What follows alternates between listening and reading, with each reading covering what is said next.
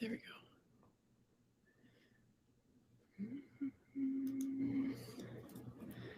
Let's wait a few minutes. Let me get this going.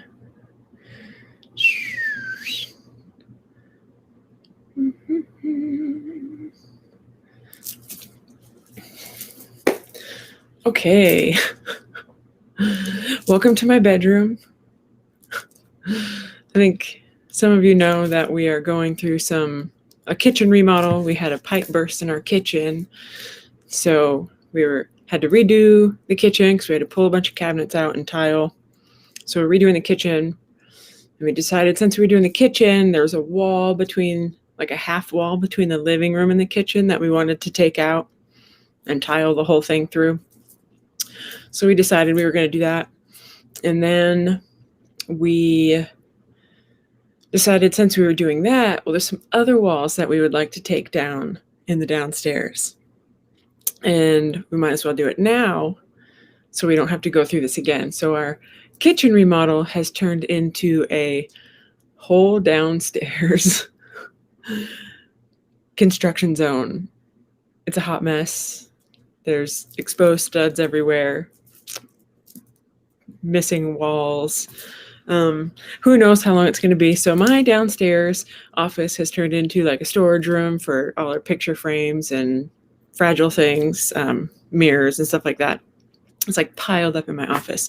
So here we are in my bedroom. Someday I'll have that office back. But for now, here we are. And today I'm going to talk about why Young Living oils are superior. So I don't really like using that word, but that's what we're going to talk about. Hi, Cassandra. But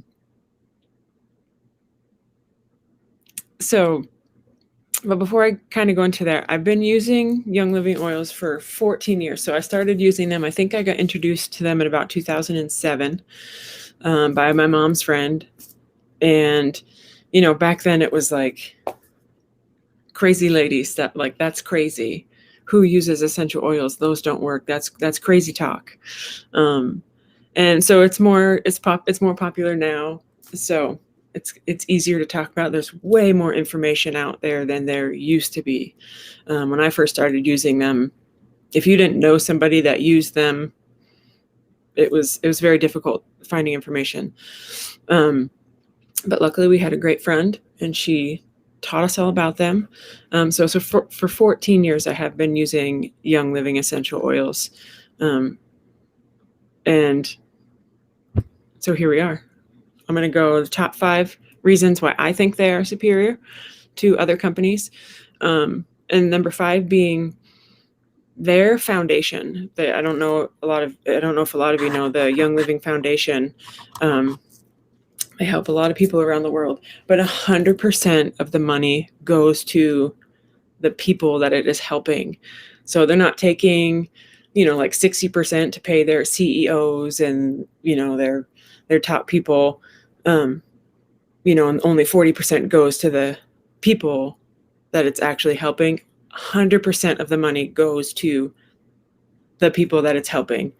So it's not lining the pockets of any of the CEOs or the founders or anything like that.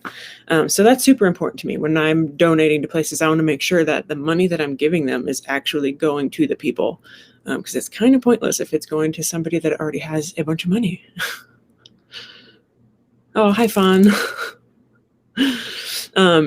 So number 4, which I think this is very important, that Young Living tests their oils more than any other company on the market by far. Most companies test about 7 times. They test their oils throughout the process of distillation. Young Living does 120 tests per batch of oil. Some at the beginning, like half at the beginning and half at the end, to make sure that it is top quality oil that it's putting out. So every single bottle that you get has been tested 120 times. That's important. Most companies, like I said, do 7 times maybe. That's like the most that they do. And then they also, and those tests that are run are not done by them. It is all done. They use 3 different companies and they're all third party. They do not own any of their testing facilities. So I think that's a big deal. There are some companies that actually own their testing facility, not by the specific company, but like somebody high up that works for that company also owns a testing company, just so happens. So other companies, I think there's like a conflict of interest there. So I like knowing that they're not the ones testing their oils. They're sending it to somebody else. It's not in their hands. And I think that's important to know the quality of what you're getting. And there's no conflict of interest there. Number 3, let's see, what are my notes? So Young Living owns a lot of their own farms, and if they don't own it, they have a lot of partner farms. So they're partner farms all over the world. They're monitored and trained on how the best processes for distilling, cultivation, all that stuff, which is super important. I think, because if the plant is not healthy, if the ground is not healthy, if they're, just pulling the plant anytime, there's certain times of day that the oils are stronger than other times of day. So it's important to know when the best time to, pull the crop, or just, there's so many different nuances to it all. So they have their partner farms and their own farms. They're monitored. The people are trained on how best procedure to cultivate the plants, distill the oils, all that jazz. And other companies typically use brokers. So they like oil brokers, basically. So they don't know how it was harvested.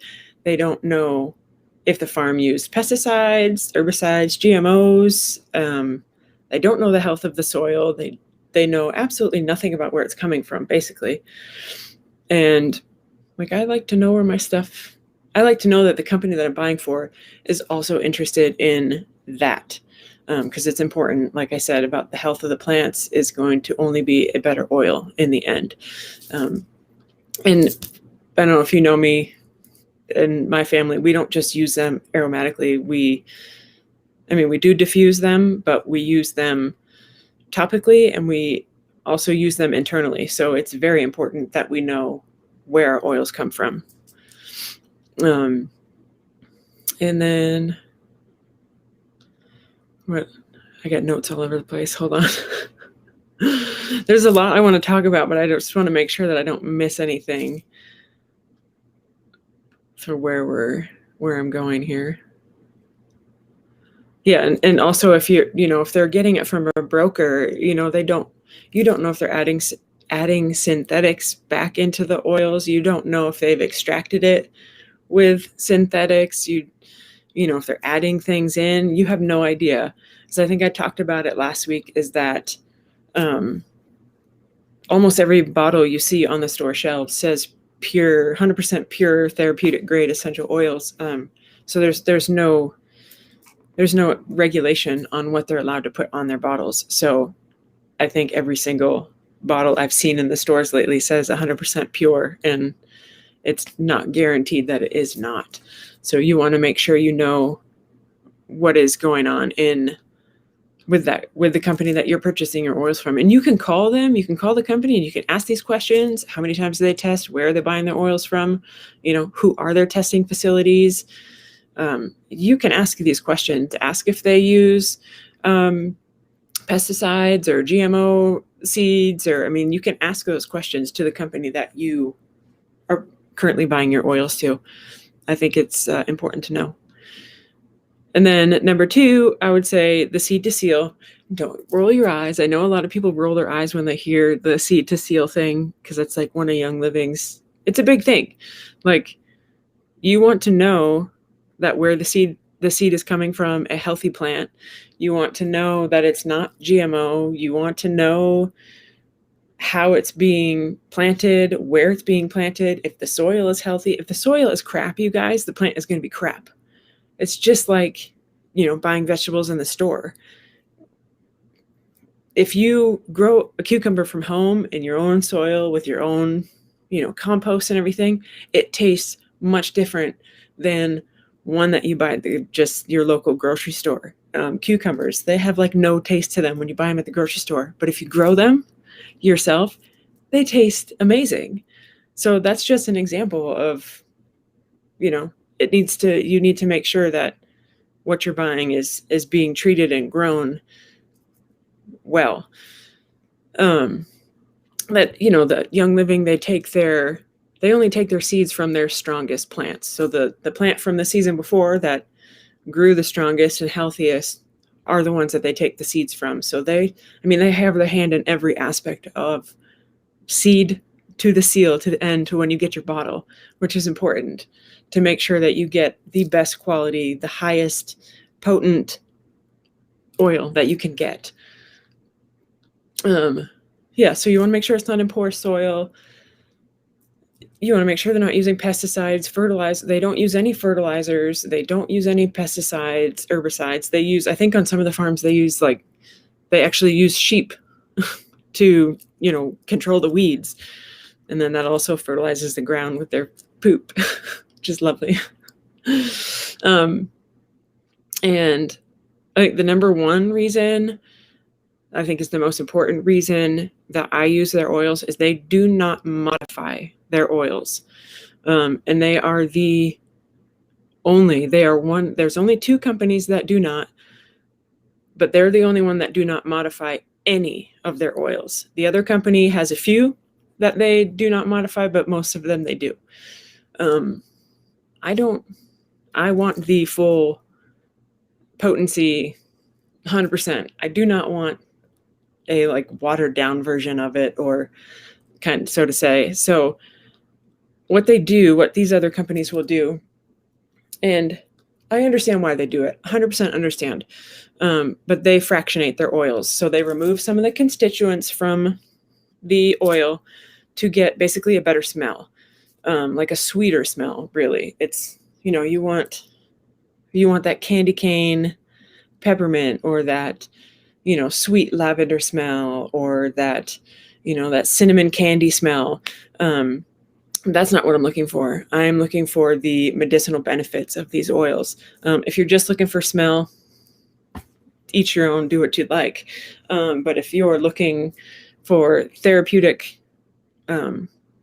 help from these oils, topically and internally, then you need to pay attention to these things. So kind of an example on how they fractionate it. This is probably going to go longer than 15 minutes. Sorry. So they, remove constituents to get that sweeter smell. They remove the heavier constituents that give it that more earthy smell. And they remove some, and then they distill the oil 2 or 3 more times, not the plant, but the oil. And then they will, lop off the heavier constituents and, to get that sweeter smell. And they'll do that 2 or 3 more times to get a very sweet, candy cane peppermint and, what are those cinnamon candies called? I don't remember, but basically you get the idea. They're selling mostly for the aromatherapy aspect. And that is not what I'm using these for. This is not what my family uses them for. We do use them, for the aromatherapy as well, but we also use them therapeutically. So I get why other companies do it, but if you're looking to get, some health benefits from them, you're not going to get it from those other oils. And if it's not going to be the same. It's not as potent. It's not as potent is really what it is. So I guess a good example of, some people get confused about the fractionated. If you think about, we all know coconut oil, it's a solid until it gets hot, and then it's a liquid. You can buy fractionated coconut oil. So they remove the heavy molecules, and that makes it a liquid. So that's kind of the thought. So fractionated coconut oil, It's good to use. I don't like to use it that much because there's really no health benefit to using it with the oils because it is fractionated and they've taken off some of the benefits, the health benefits for it. I prefer jojoba oil or something like that. But anyways, that's just my example. So like with the fractionation, I always go to peppermint because when you smell peppermint from another company, like your local health food store or wherever, it smells like a candy cane. It literally smells, it's a very sweet, minty smell, where Young Living's peppermint is not. It's like minty earth smell, almost like a hint of like the dirt that it has grown from. And each batch is different.